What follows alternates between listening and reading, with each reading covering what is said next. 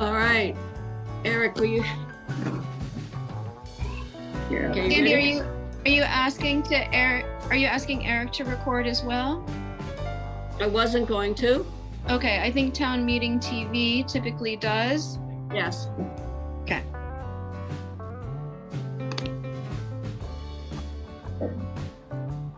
Okay.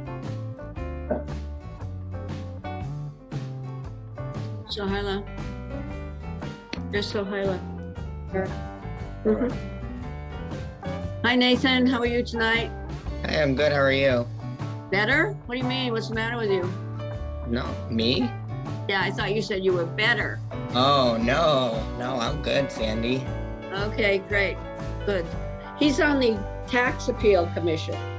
This man is a very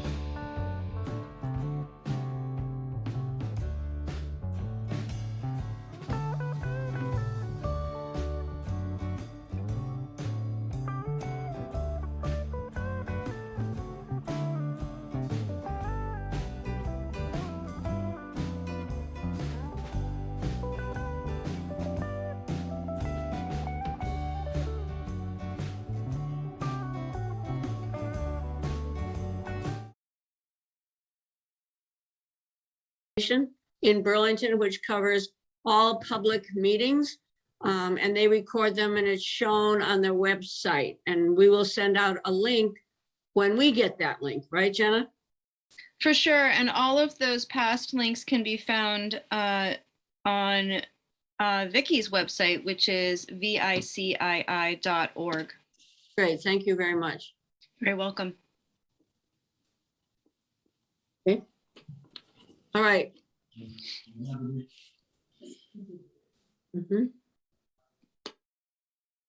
Hi, Jane. How are you, Jane? Up pretty well, thanks, Sandy, and you. Well, I'm here. Like, that's always good, isn't it? That we're all still here. We're all still on the planet. Yeah.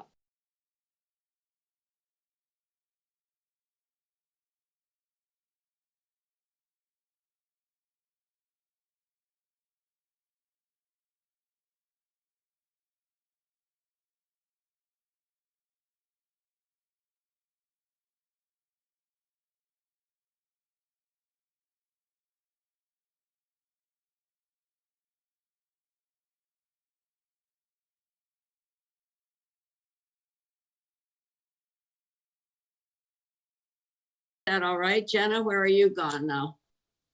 For sure, I'm here, and I just let one more person in, so folks may trickle in, but I think you should go right ahead. All right, and you are recording now, and we will make the announcement again that we are now recording, and that this will be shown later on CCTV, okay? All right, so welcome everybody to this very important presentation.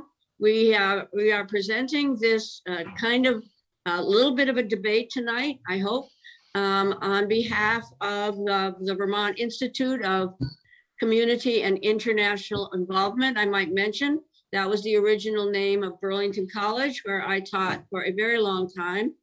And we are also being presented by a new project that I'm hoping to begin and extend, and that is called the People's Law School.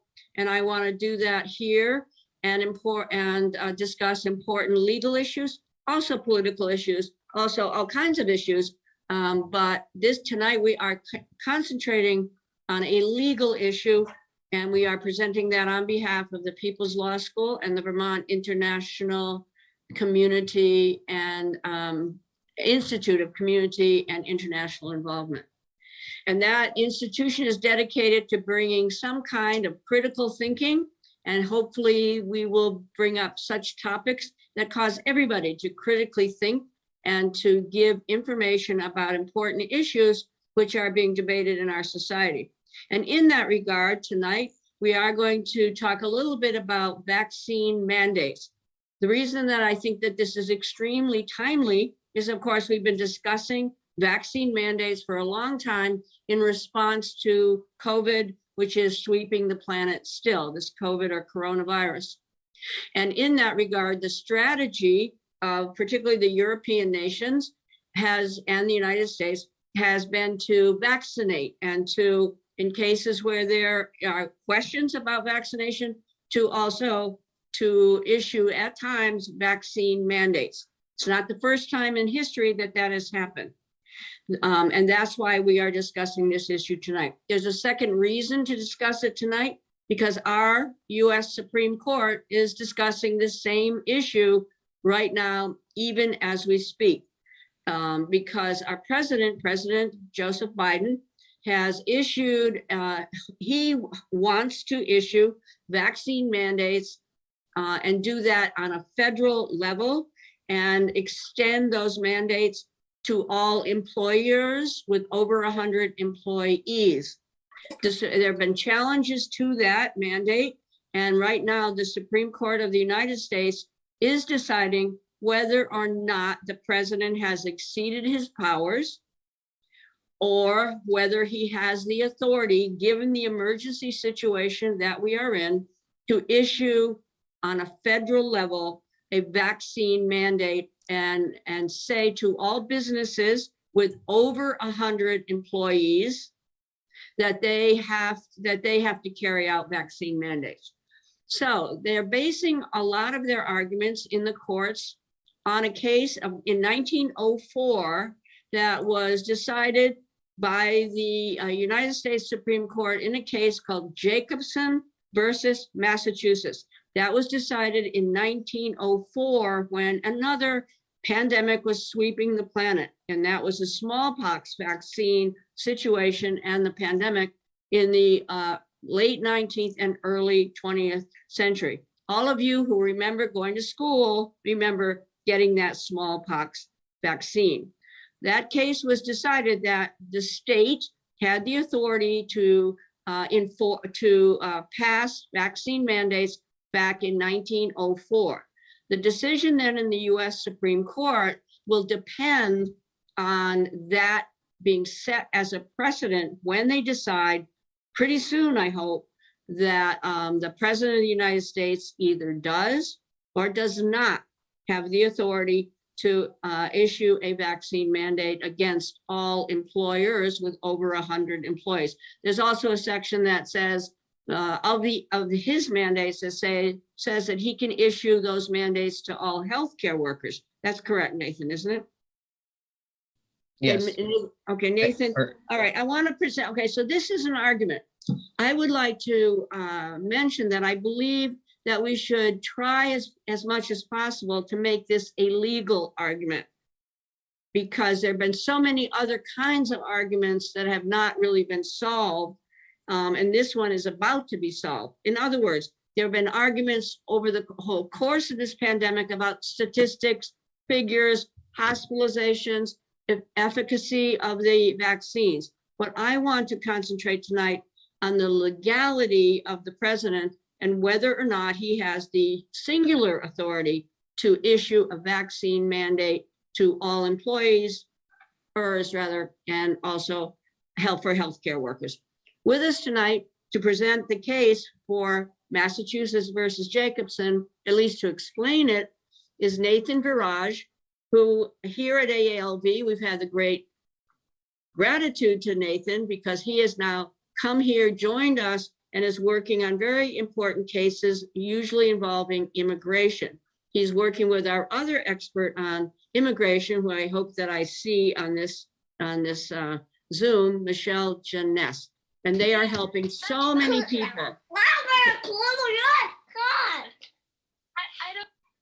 I don't know what that is, but anyway, Michelle is here tonight. Nathan is a graduate of the University of Chicago Law School, is that correct? Not quite that prestigious. University of Illinois at Chicago. Okay, but in Chicago, right? Yeah, yep. Okay, and he is a graduate, he's a Juris Doctor. He graduated from that law school. He is now studying for the bar. He will take the bar in February, and with all of his brains, I'm certain he's going to pass that bar and join us here dealing with lots of immigration cases. He is going to talk a little bit about the legality and what the court decided and what the arguments were in that case of Massachusetts versus Jacobson. So, okay, take it away, Nathan. Awesome. Thanks, Sandy, for the intro. I do want to thank everyone for being here and for anybody who will listen to this on the station. And also just to reiterate Sandy's point is that I'm really going to stick to just the legal arguments here without my opinion. But when we do open the floor to discussion, I want to encourage anybody and everybody to speak their mind. There's no judgment. Say what you want to say. That's fine. But with that, I am going to screen share. Who's ever the host has to enable me to share screen. Is that you, Sandy? No, I'm not. I told you I wasn't, I don't know how to do that. I think Jenna does, but we should ask her. I do, and I've just done it, Nathan. You should have it now. Perfect. Thank you.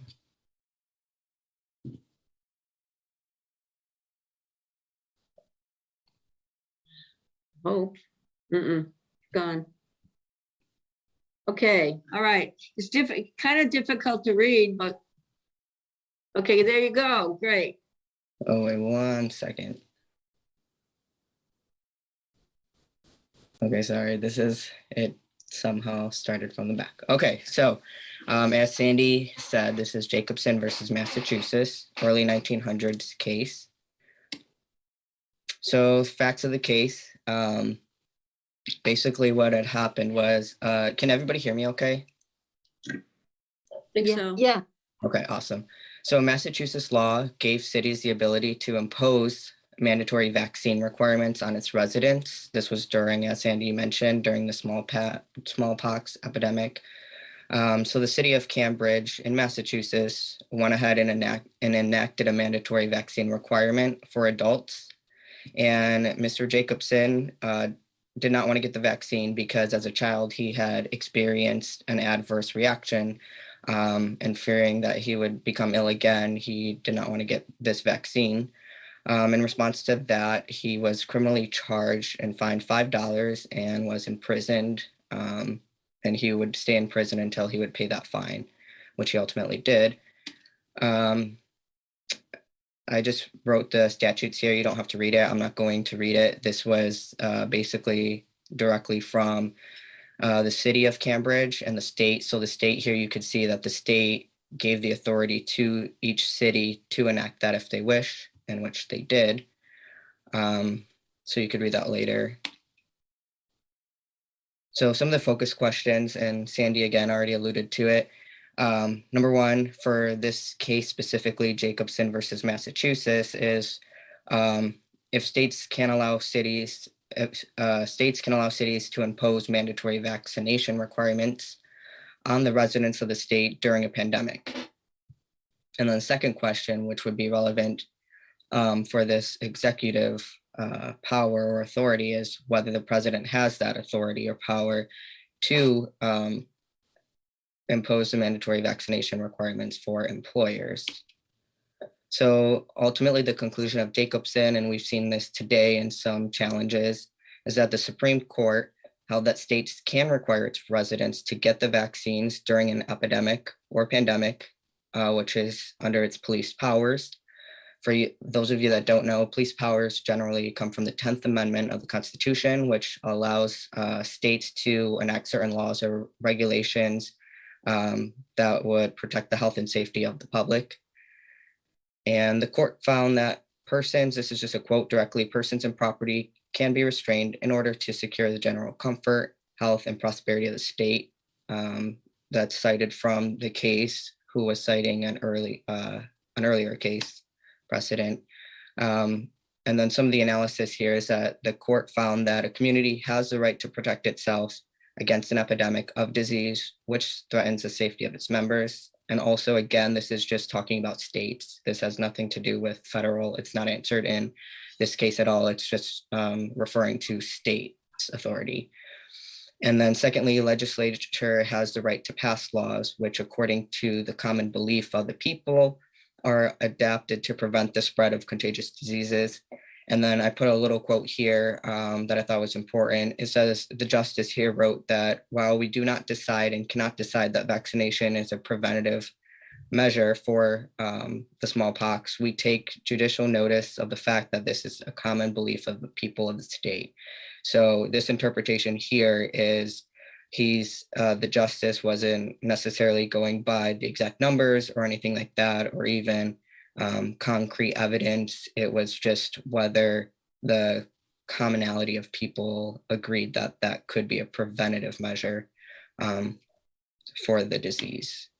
And then focus questions again. So now we'll go to number 2, is if the president has the power or authority to impose mandatory vaccination requirements for employers. So where the President Biden is citing this authority comes from OSHA, the Occupational Safety and Health Administration. This is a government agency that was created by Congress in 1970 to ensure safe and healthful working conditions for workers by setting and enforcing standards and providing training, outreach, education, and assistance. That's within congressional authority is to create these government agencies and delegate some authority to them to carry out various things. So OSHA, what OSHA today had issued, this was back in November, they issued an emergency temporary standard, ETS, to minimize, this is directly from their page, to minimize the risk of COVID-19 transmission in the workplace. The ETS establishes binding requirements to protect unvaccinated employees of large employers, 100 or more employees, from the risk of contracting COVID-19 in the workplace. And then who will be affected? Sandy already alluded to this. Private employers with 100 or more employees, firm or corporate wide. So this applies to both private and public employers. Okay, and where the authority is derived from, it's Section 6C of the OSH Act. And then further, Section 6C1, so this is one of the provisions of the Act, defines 2 requirements in order for an ETS to be issued by OSHA. So the agency has to show both of these things. Number 1, employees are exposed to grave danger from exposure to substances or agents determined to be toxic or physically harmful, or from new hazards. And number 2, must show that the emergency standard is necessary to protect employees from such danger. I'm bringing this up now. It'll be, I'm also showing both sides. So I'm showing the opposing arguments. So it'll be important, number 2. And then I put here that grave danger is not defined in statute or regulation. So that just means that it's really up for interpretation in the courts when they're deciding some of these cases. And I'm admitting somebody to the, okay. I think it kind of skipped over a slide, but anyway, some of the counter arguments is that, so what I have said up to now is the legal argument that President Biden has the authority to have this mandate acting through OSHA to enforce this. So some of the counter arguments to that is that states, not the federal government, are tasked with protecting public health within its states. That's earlier kind of what I mentioned about police powers. Number 2, the mandate infringes on Americans' individuals' rights and oversteps the reach of the federal government's powers. This is also, Jacobson was arguing that, and I think I cut it off there on the bottom, is that his personal liberties were being infringed upon.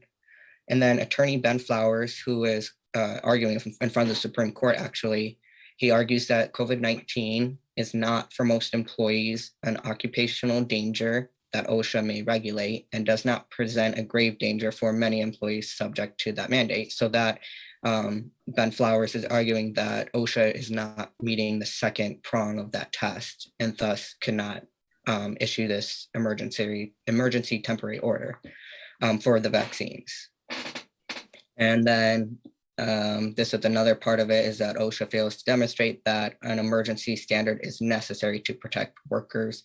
So that's the causation, that's the link directly, is that you have to show that there's a grave danger, and then the measure, so in this case, the vaccines, is necessary to prevent that danger and such.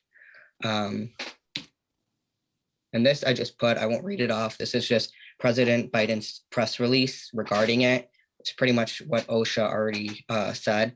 And the second part is what Sandy was saying in the beginning, is that anyone that receives funding for Medicare and Medicaid services, the mandate would be effective in that regard as well.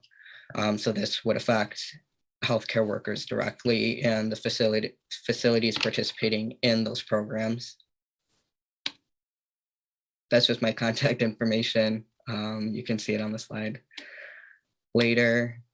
Just some, I hopefully this PowerPoint will be available so that you guys can see the references that I used. There's a lot out there. And now it's open for discussion.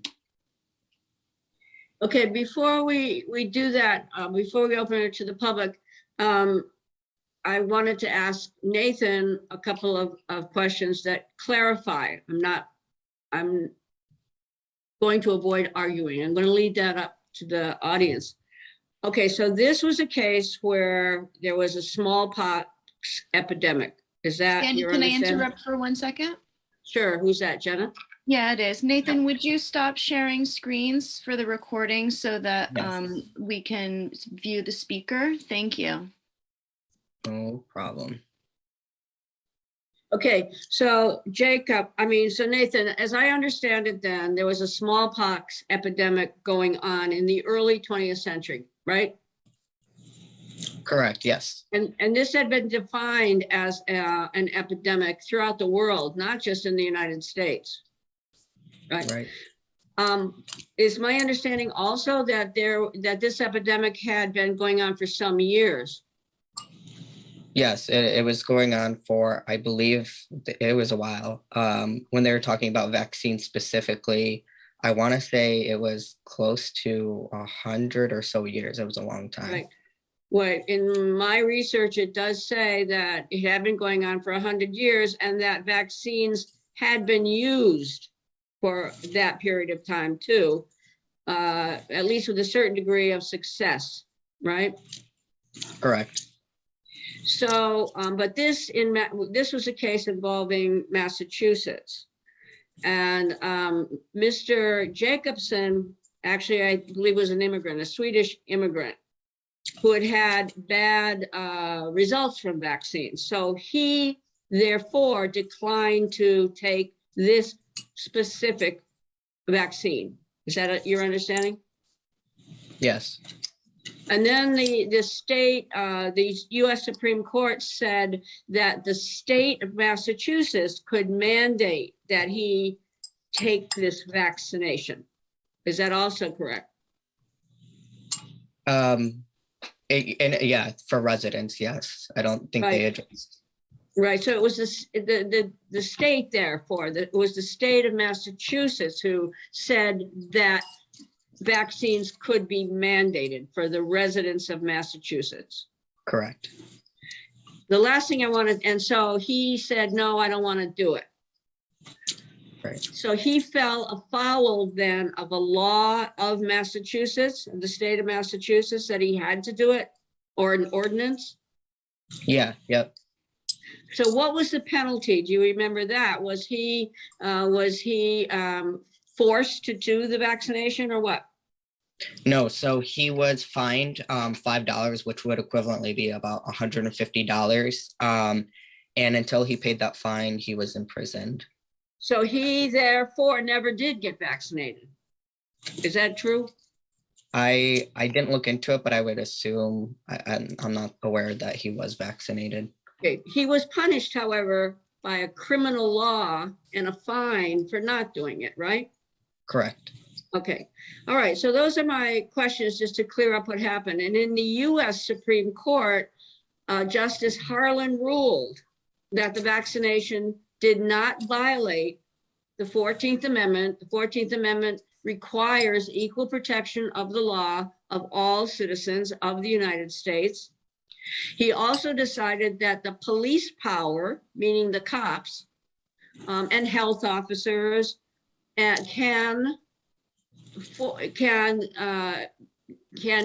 restrain your liberty and can mandate that you get a vaccination. That was the essential holding. If it was decided that there was an emergency and that the vaccinations could help protect against transmission, in particular, that the state had the authority to issue a vaccine mandate, even though an individual might say, I don't want it.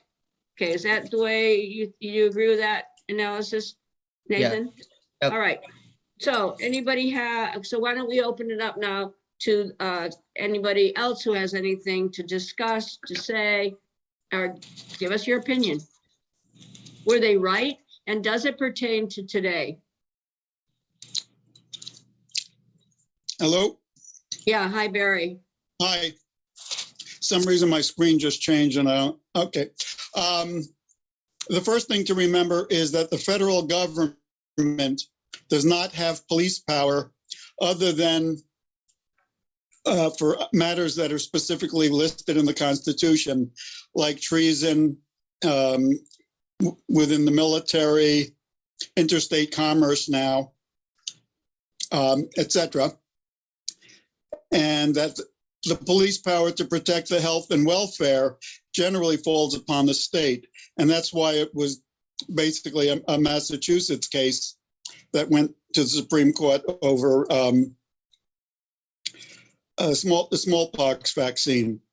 Another thing to remember is the current court, the Supreme Court, on the current decision will base its decision on the facts as they were on the day that the complaint was filed, which I imagine was during the Delta surge.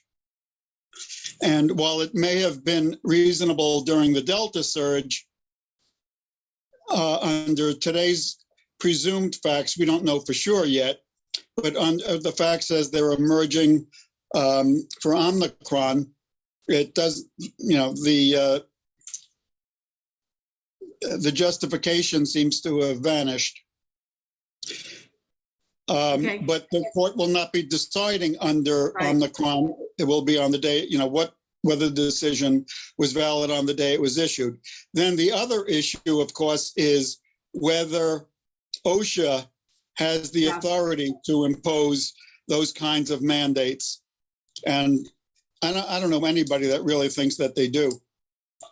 Well, certainly there seems to be a lot of discussion about that. Okay, let me ask if there are other thoughts. I would wonder about OSHA. You remember that OSHA is a government bureaucracy, essentially, that decides how to keep workplaces safe. So the argument from our president is that OSHA, in order to keep workplaces safe, are demanding that people get vaccinated so they don't transmit that to their fellow employees. The question is, does OSHA have that authority? Does President Biden have that authority to order a bureaucracy to do that? I think those are the key questions that are facing the US Supreme Court right now as we speak. And there's a third question that I think is more, maybe more intellectually distant in a way. The whole discussion revolves around what Justice Harlan said. Does a state in any situation have the right to abrogate individual liberty in order to protect the public good? Does it? Okay, let me just give you an example. Individual liberties at this point in our history, who decides about medical care in this country? Who decides what treatment or shots to take under the Constitution as it is right now? Who do you think? In general, who would you imagine has that decision-making power? I would say the patient in consultation with their medical provider. Right. That is the usual situation. And that situation actually is confirmed by Roe v. Wade, actually. In Roe v. Wade, it was decided that individual women in their own conscience, because women are moral agents, because women are citizens, under the 14th Amendment that they have the right to make their own medical decisions free of the interference of the government. And that's under Roe, which is also, of course, going to be questioned in this term, I would guess. Okay, but because of Jacobson and probably other cases, that idea has been challenged because this case, Jacobson versus Massachusetts, states that individuals' liberties can be constrained basically in an emergency in order to protect the public safety and health. That's the real key issue that I think underlies all of these debates. The other issue that underlies it is, does the president on a federal level have that right to decide for the states in a way that they must do this? So what do you think? Well, let's start with this idea, though, of individual liberties versus the collective. What do you guys, what's on people's mind? Anything? No? In other words, does the Constitution go away in an emergency? No, nobody In has. theory or in practice? What? In theory, they do not. In practice, they always do. Yeah, okay. And anybody else? Anybody else have any questions or thoughts about this whole issue? Do you think that the government, in other words, can mandate vaccines or should? Should it at this moment? I do want to say, so I think there would obviously, undisputably, there would be an issue if President Biden tried to impose a vaccine requirement across the board, saying, hey, everybody in the United States needs to be vaccinated. That would undisputably be an unauthorized use of power. I think the distinguishing, and I'm not saying my personal opinion, I think the distinguishing factor here is, and I think you were alluding to commandeering, is forcing a state or trying to force a state to pass a certain regulation and such. But in this regard, I think, I mean, I guess I wouldn't see commandeering as a thing here because President Biden is working through OSHA. I'm not saying whether he has that authority, but working through OSHA to pass this federal mandate for employees and such. So I don't see that it directly relates to the states. I don't know. You think it does relate to the states or what? What do you mean? No, I'm saying that at least the OSHA's mandate does not, because it's not specifically imposed on states. It's not written in its mandate, hey, Alabama needs to pass this. It just covers people in the US as a whole, as a collective, rather than individual states and individual state residents. Okay, I noticed Justine Snow, who's an attorney from Florida. What do you think? You're the Roe expert, Justine. I actually have a question, Sandy. Okay. I was going to ask if this is validated through a Supreme Court opinion, do you think that that will have an impact on Roe and women's Yes. rights? Yes. Okay, that's my belief as well. So that's my concern with, Why? Say that. Let me talk a little bit more about that.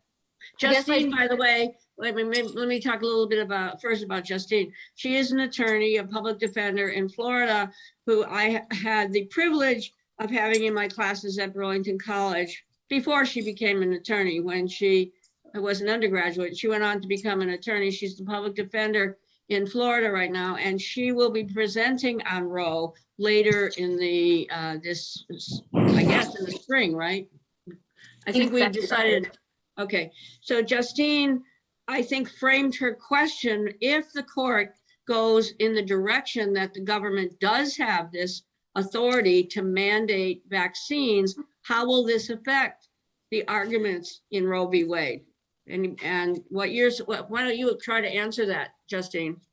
Right, and so my question kind of goes into, and my concern stems from the fact of, the slippery slope argument. If, the federal government is allowed to make decisions in our healthcare in this area of life, what is to kind of stop that slippery slope from allowing them to mandate, in our state, our legislator just filed a 15-week abortion ban that our governor considers very reasonable, along with the Texas ban that just went through the 6-week ban.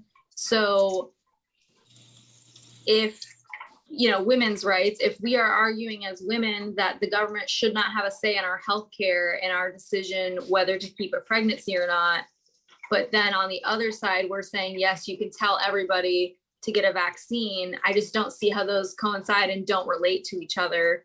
If one is allowed and not the other, I feel that they'll run into each other. Right. I've thought about that too. I'll understand what we're talking about in case people are not familiar with the arguments in Roe v. Wade. The arguments were never about whether or not people had the right to an abortion.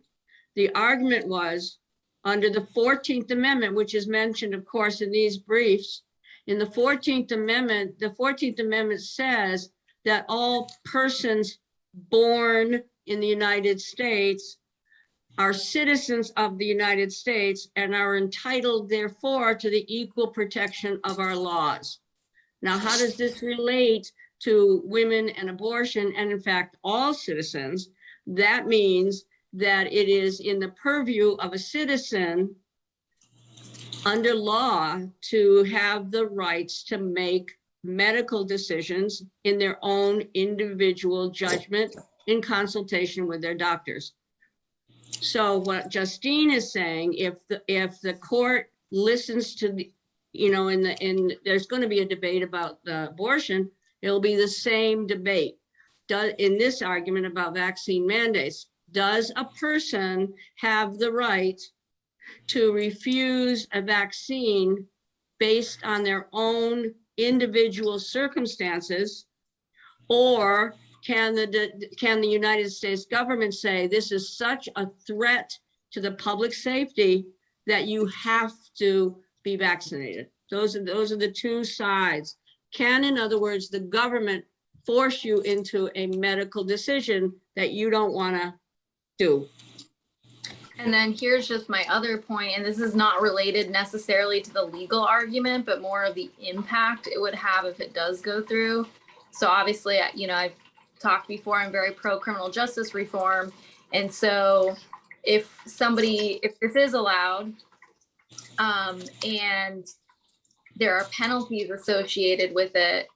So, obviously in criminal defense, I see penalties assessed, and, it's either going to be a fine or jail, depending on what they decide the penalty is for violating that mandate.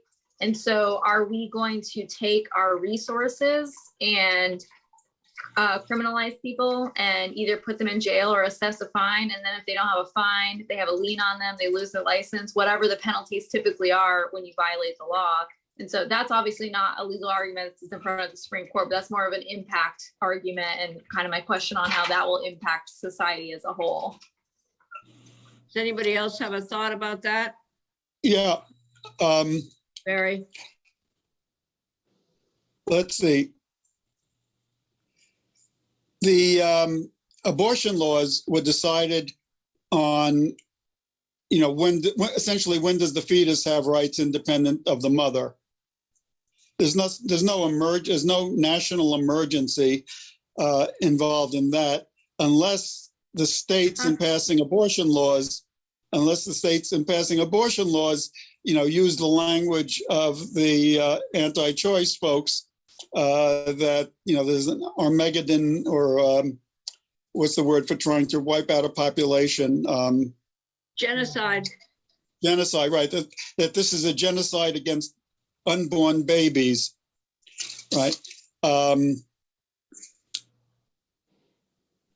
But, it's not what we have on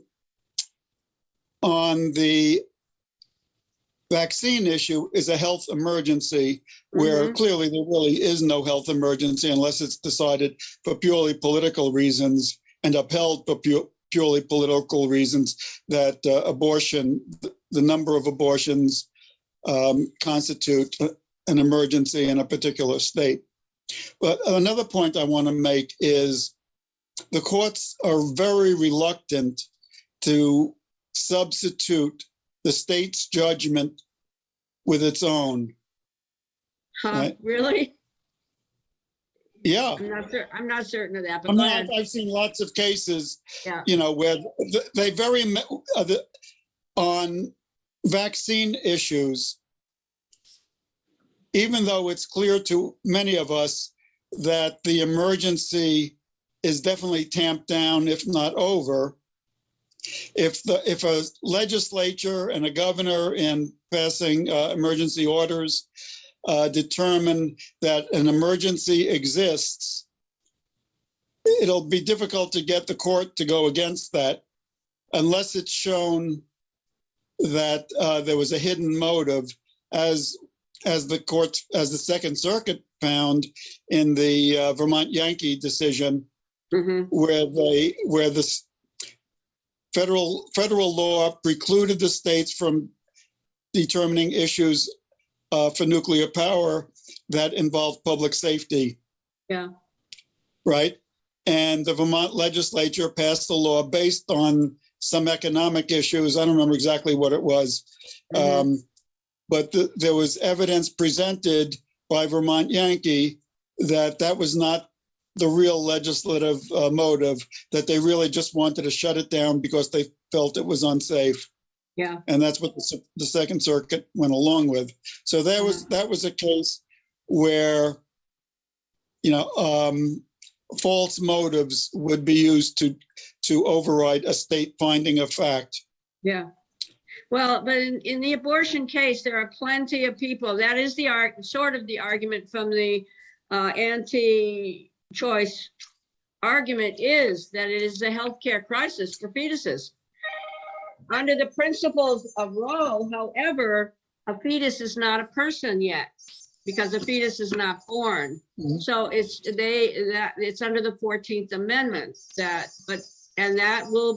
this will be decided on whether or not there's an emergency, whether the vaccines can prevent transmission, whether, in other words, the vaccine can actually solve the problem of transmission and can protect public safety, and whether an individual's liberty can be evaporated because of the overriding concern of public safety and health. You know, it'll be the same thing. So I think Justine has a point that if one happens, that the court's going to be put in a really hard political position, because we've heard anyway, don't know if it's true really yet, that the conservatives on the court favor the overturning of Roe v. Wade. But the conservatives on this court seem to be questioning vaccine mandates.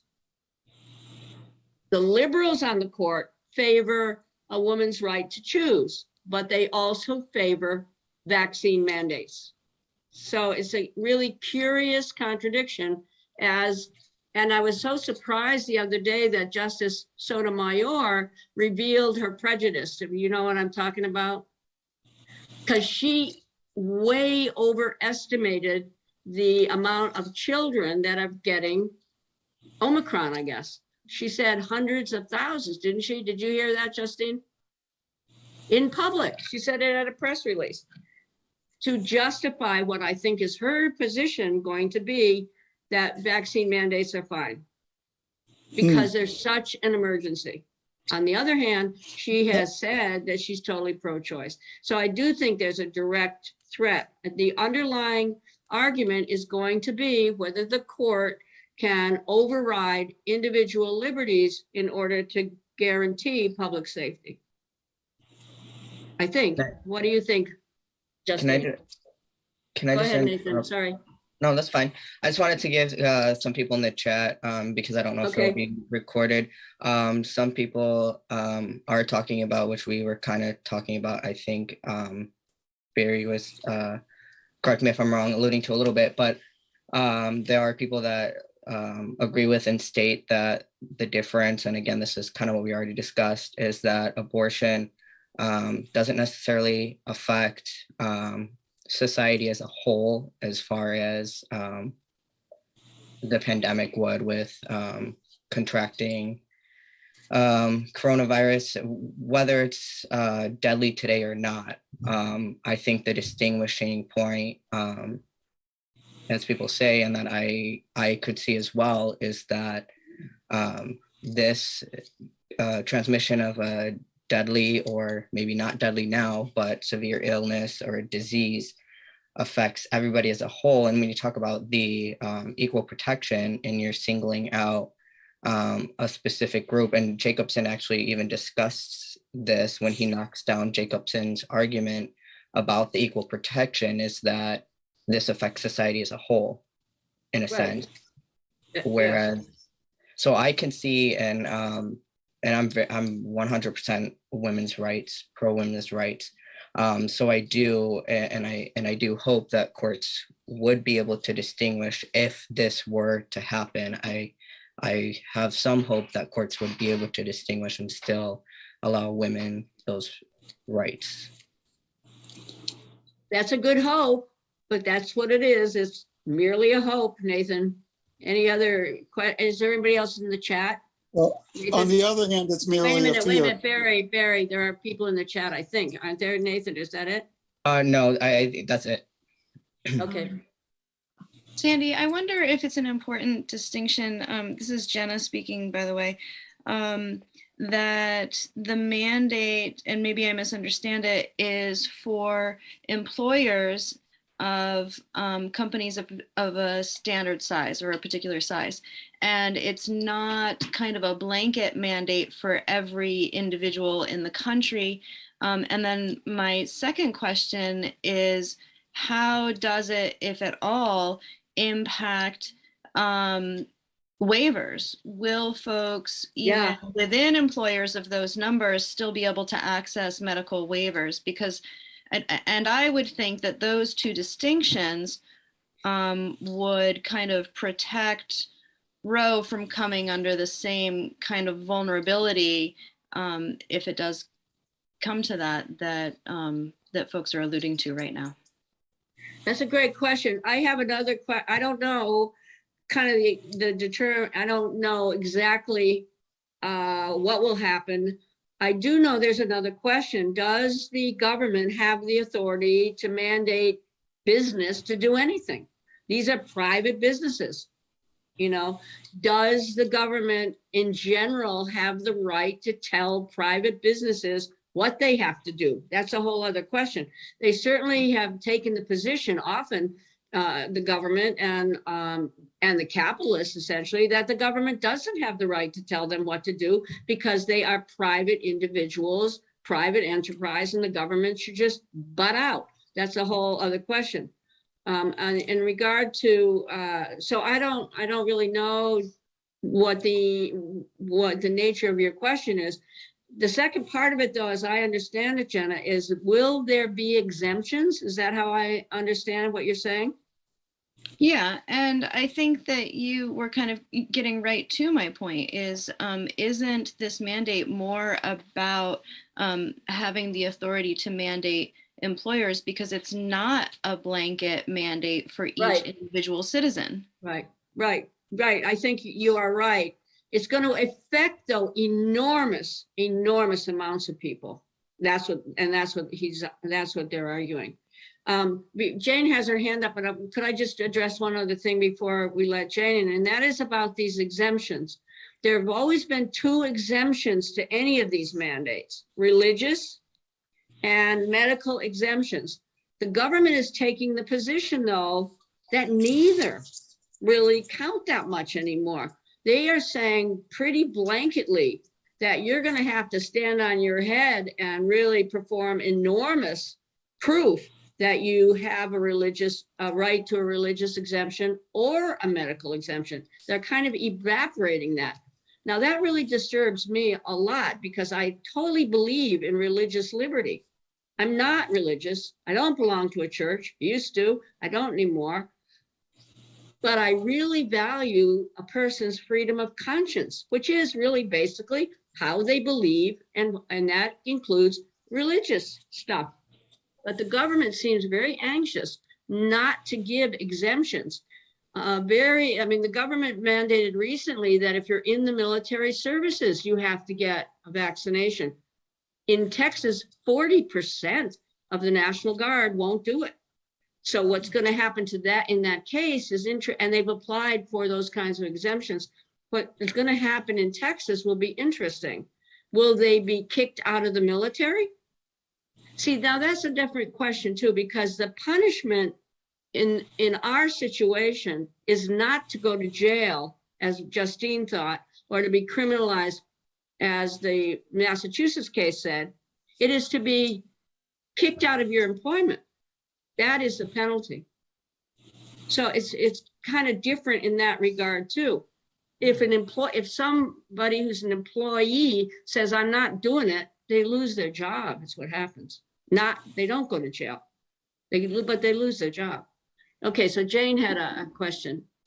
Yeah, if are children required to be vaccinated against the, I guess, diphtheria, tetanus, and and smallpox? Yes. Or yes. So Yes. if children can, then that presents a case for having adults be required because the certainty of illness of people getting sick is if nobody got vaccinated is practically, I mean, is certain because Omicron is so easily transmitted. It provides and vaccinations protect against, if you do get it, severity, and protects the people. Protects people who are vulnerable. Can I just answer that? There is a crucial difference that we didn't mention, and this is crucial, and it's being litigated in the International Criminal Court now, even as we speak. These vaccinations that were about COVID have not been approved yet, nor have they been tested for a long time. So what many people would argue is that a mandate is really a mandate that people, adults primarily, be part of a medical test. That's the opposing argument. That was not true in 1904. Let me tell you a little bit more though about that. In 1904, however, there wasn't maybe an FDA, a Federal Drug Approval System or Administration. That was the beginning of the idea in this country of public health in the first place. However, the smallpox vaccines had been around for at least 100 years and had been used. So there at least they had been tested, but I don't believe they were approved either. But they had been in use for a long time. Now, when you're talking about children, what do you think, Jane? Do you think that and it is pretty much going to be mandated for children? I got a case today of children over 5.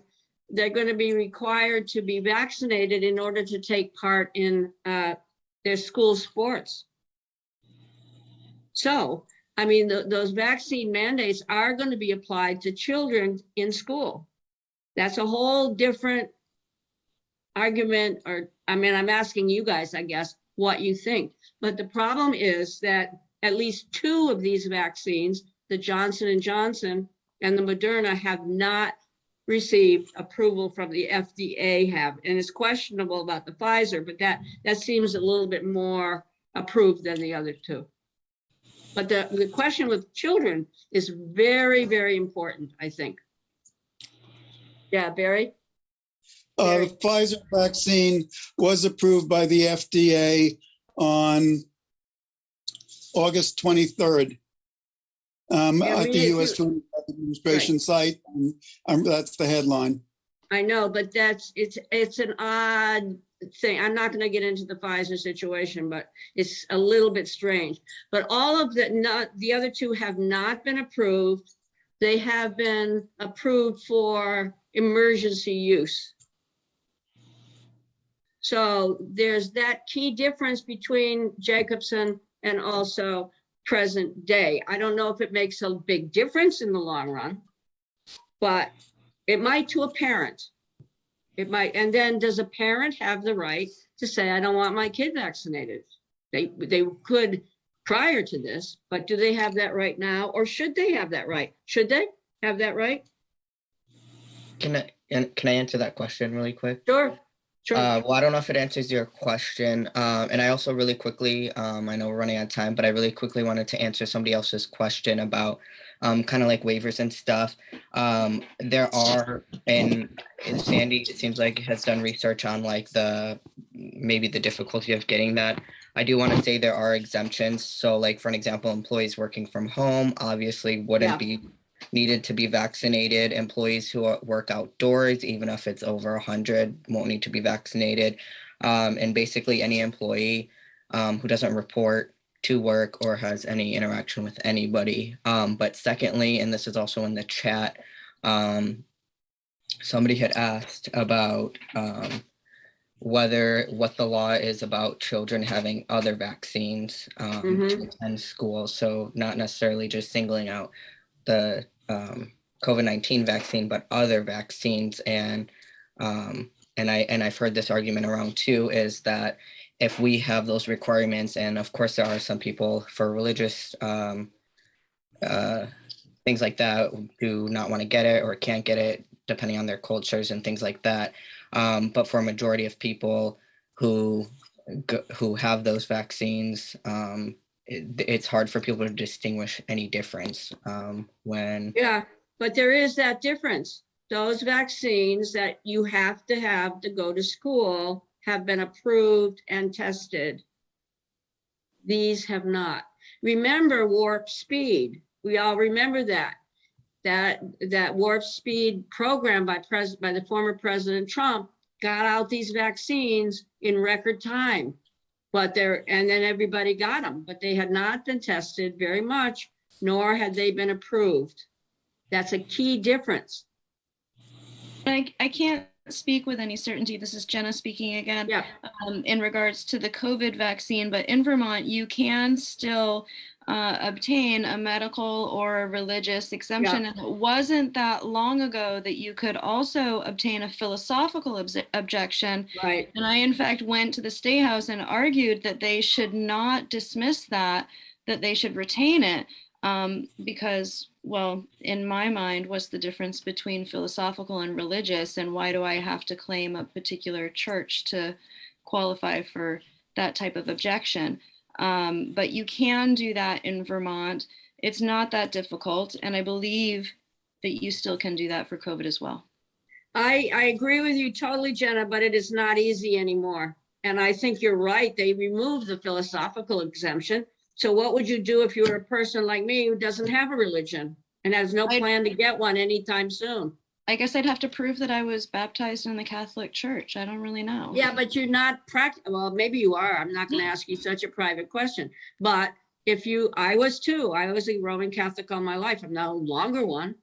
Mainly on the issue that we talked about on Roe v. Wade. The Catholic Church, is pretty conservative about women's rights. And so I left the church over that. But so what would I do? In other words, the religious exemption, you have to prove it.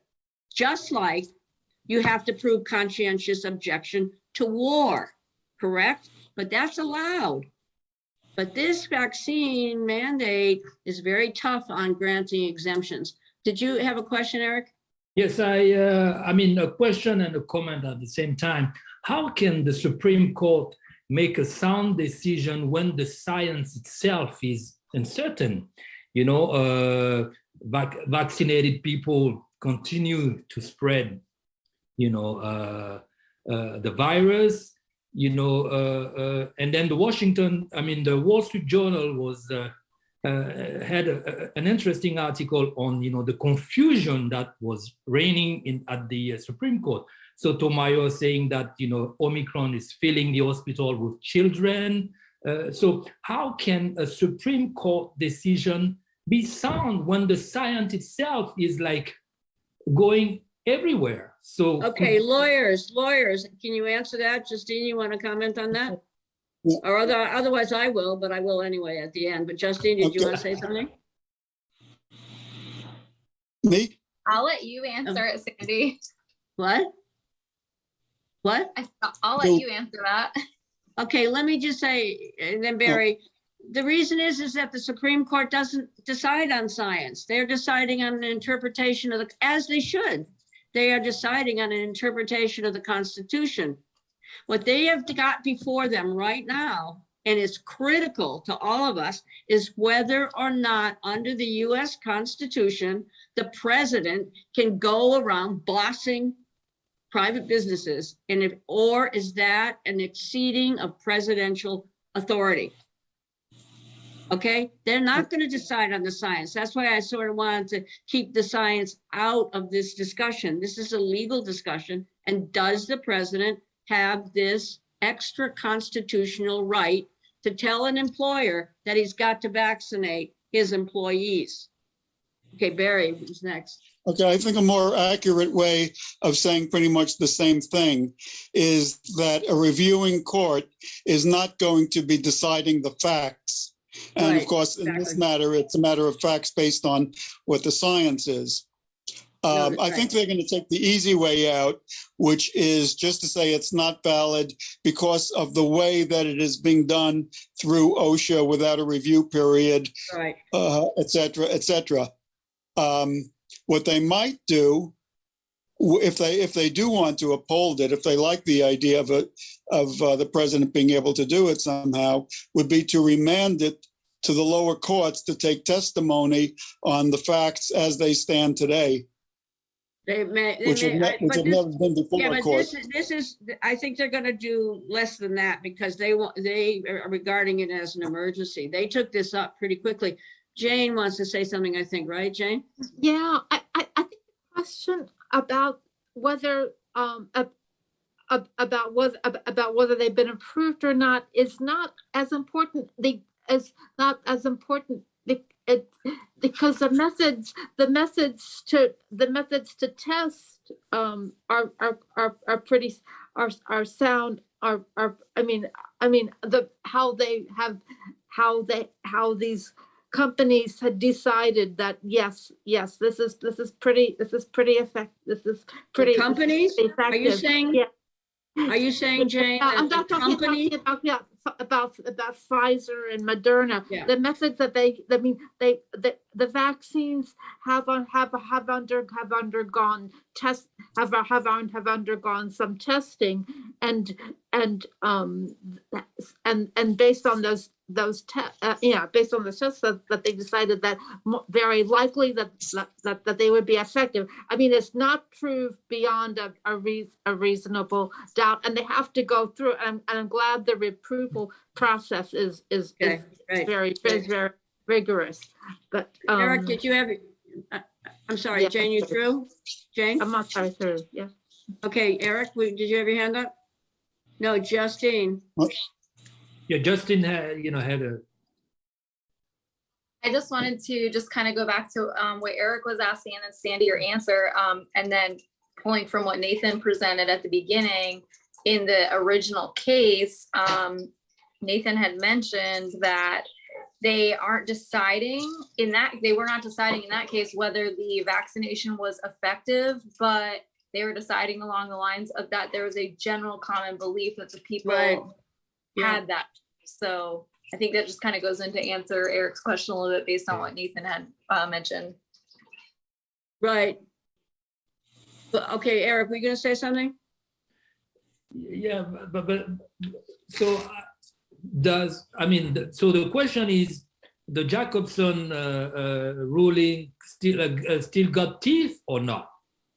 Like Yes, that's another question, yeah. Or whether it's even similar. There are key Yeah. differences. There are key differences. Yeah. For one thing, it was decided in the Jacobson case that a state could mandate vaccinations. The question is, can the federal government? Federal Number government, one. yeah, okay. A all right. second one is that in the Massachusetts case, that it was decided that the smallpox vaccines had been around for 100 years and did have enough testing that people believed in them. I would ask the question, do people believe in these vaccines? I honestly don't know that. I So don't that's know. my question then. What does the people have, what do the people have to say something? Because it looks like it's being decided by the governments, the bureaucrats, and, is there any... Judges aren't bureaucrats, by the way. No, is there any Yeah. leverage from the people, democratic leverage? Something, is there, I don't know, maybe I'm dreaming, but is there a way to do a public consultation? No, I don't think so. And I'll just say one thing, and I hope other people have questions. People cannot decide to abrogate individual liberties, no matter what they vote. Say, for instance, they voted today, the whole United States voted that it was perfectly fine to segregate society. Even if the majority voted that way, it's unconstitutional because you cannot destroy individual liberty, right? Okay, so in other words, the collective cannot decide that the Constitution no longer exists. It can't. Then any government that has like fake science and like an agenda could come and impose. I don't know. There's something here that is. I understand that the Constitution is like sacred, that individual rights should not be infringed. But on that base, any government can come scare people and then just have people to go through life. Right. Okay. How can the people defend themselves against any the courts are supposed to defend individuals, right? But Jane, were you going to say something, or Barry? No. Oh, Yeah. I don't think that they can pass a vaccine mandate without granting exemptions. Like the way the university is doing it, you have to get tests. You either get the vaccine or get tests. They didn't though. UVM has no exceptions. Barry, were you going to say something? Okay, well, I want to make it really clear, first off, that the FDA on August 21st gave full approval to the Pfizer vaccine. I'm not going to. Okay, there is a wrinkle in that, but I don't care about it. Right. Based on that, I don't see how if there was the ability to mandate a vaccine, I don't think they could do they could mandate the other two. But they will. As long as there is one that is approved, they can. Yeah, but Barry, they have. The Jacobson case, the Jacobson case very clearly said that individual liberties can be abrogated in a state of emergency for the public good. Right. Yeah, we all agree on that. So the question is there presently, if it was on the state level, if we're talking about state mandates, is there presently an emergency such that justifies abrogation of individual liberties? Guess who said no when it says. Yeah, but guess who said no? Yeah, we all believe no, but some people, a lot of people believe yes. No, who gave up emergency powers? The governor stated clearly he did not think there was an emergency and he refused to take emergency powers. Well, it's not going to happen in Vermont as long as he's governor, probably. But I'm talking about in some other states. Right. Okay. Not Florida either. Yeah. Right. Okay. So Sandy, there's a couple of questions in the chat. One just got answered because the Pfizer vaccine has in fact been approved. I'm not gonna, okay. There is a wrinkle in that. I'll bring it up if you want me to, but I don't care enough. We can stipulate up to that. But the other two have not. The and other two have so not. the other questions were what other required testing and approval are needed to mandate other vaccines that the COVID-19 vaccine hasn't gone through yet? And I think the implication then would be that would make it eligible for mandate in schools for children. It's already been mandated in schools for kids. That's my point. And then No, I it's don't not. know. Yeah, the thing is, you're asking me the question, I guess, or you're asking in general, how long do the tests have to be? It's usually years, but I don't know I don't know the answer to that. But I just know that they have not been approved yet. Those two have not been approved.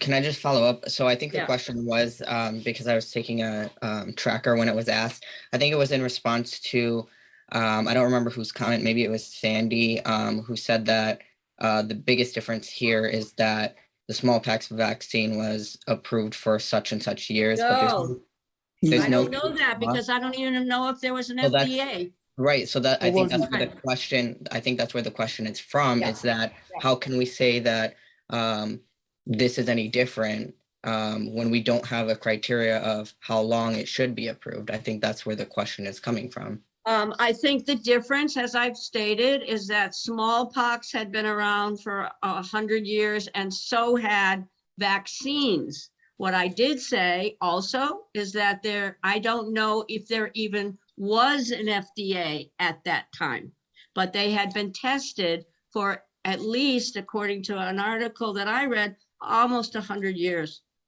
They've been used, put it that way, been used. Probably because some milkmaid was, I think that is the story actually, that a milkmaid received some kind of cowpox and that seemed to work against smallpox. Anyway, Jane. Yeah, well, I'm looking at UVM's website, and it says that you may request that the employees may request an exemption for either medical or religious Right. reasons. So, anyways, Yeah.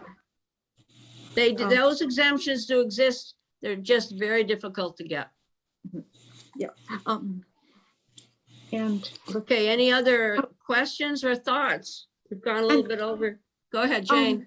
yeah, also that you said that businesses are treated as people. Now that's another, that I mean, are you saying? But then how are you saying that businesses can't be regulated at all? Now that's not. No. I'm not saying that. What I said is that usually businesses oppose being regulated. Sometimes they win and sometimes the government wins. Yeah. Justine. I was just going to say, to follow up, there was a constitutional case, and the name is escaping me right now, but there were a series of them that decided that businesses, corporations are people and they have the same rights as people. And it was in the early 1900s, I believe. Right. And that's where that kind of stemmed from. Yeah, that decision has also been used in campaign financing situations. Anyway, are there any final thoughts or questions or anything on anybody's mind as we await? Remember that it's a very important decision that will come out of the Supreme Court about this. I think it's going to be the key question. It's not really the same as the Jacobson case, because I think the court's going to decide whether or not the president on his own can issue a vaccine mandate without having legislation passed through the Congress and without an individual state like Vermont passing the mandates. In Jacobson, it seems clear that when there is an emergency and when the public health and safety requires it, a state like Vermont, a state like Massachusetts can mandate a vaccine. I don't know if there's any authority, however, as far as I can tell, there isn't, that the president can do this. So this is a very important question that faces us. Do we want the president of the United States to have that authority? Do we? Even in an emergency, do we? Okay, so I think we should, unless there's further comments, anybody else have anything? I noticed there's 7. Robin's done the research. It looks like the FDA was founded in 1906. Right, well, this case Maybe because of smallpox. This case, the Jacobson case, was 1905. It certainly didn't have the power then that it has now. With Fauci has really expanded the role, put it that way, of the FDA. Anthony Fauci, the current, what is he anyway? He's the head of a big deal, right? He's the one that is in charge really of vaccine policy. He was the person that most expanded the role of all of our public health institutions. Has been under Anthony Fauci, but he's been in power for 50 years. So in 1906, I would doubt that the FDA had the kind of clout that it now has, for better or for worse. But anyway, so be watching for the decision that will come out of the court this week, I hope. And that, and then next week we are presenting with Professor Rob Williams the whole idea of how consent is really arrived at in the United States about a lot of important topics. He'll be discussing the whole idea that Professor Noam Chomsky put out in his books called The Manufacturing of Consent, and how that happens in a supposed free society. So join us then. And then Justine, our famous public defender, will be here in a later time to also discuss Roe v. Wade and what are going to be the consequences of what the court will determine in that. Okay, well, thank you very much, and we'll see you next week. Bye-bye. Well, Bye.